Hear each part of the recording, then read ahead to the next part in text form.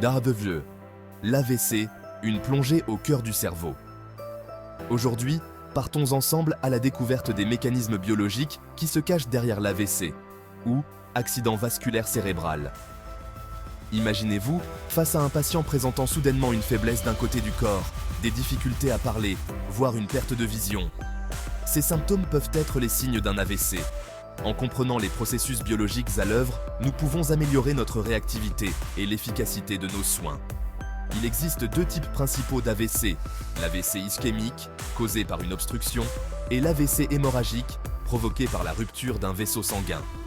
Commençons par l'AVC ischémique, qui représente environ 85% des cas. Lors d'un AVC ischémique, un caillot sanguin bouche une artère du cerveau.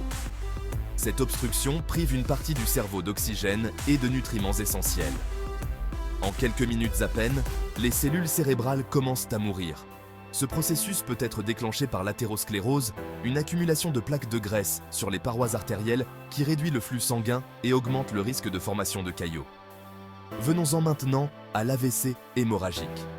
Dans ce cas, un vaisseau sanguin se rompt dans le cerveau, provoquant une hémorragie. Le sang qui s'échappe peut endommager les cellules cérébrales et augmenter la pression à l'intérieur du crâne, causant des dommages supplémentaires.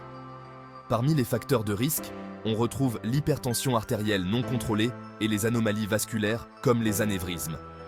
Mais quels sont les mécanismes qui se jouent au niveau cellulaire et moléculaire? Lorsqu'un AVC survient, une cascade complexe de réactions se déclenche. Dans un AVC ischémique, le manque d'oxygène entraîne une accumulation de glutamate, un neurotransmetteur important. En excès, le glutamate devient toxique pour les neurones, endommageant les cellules cérébrales environnantes. Parallèlement, des radicaux libres sont générés, causant un stress oxydatif et des lésions supplémentaires.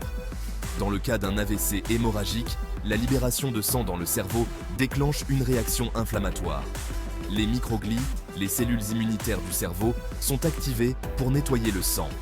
Cependant, leur activité peut aussi causer des dommages aux tissus cérébraux. En tant que professionnel de santé, pourquoi est-il important de comprendre ces mécanismes?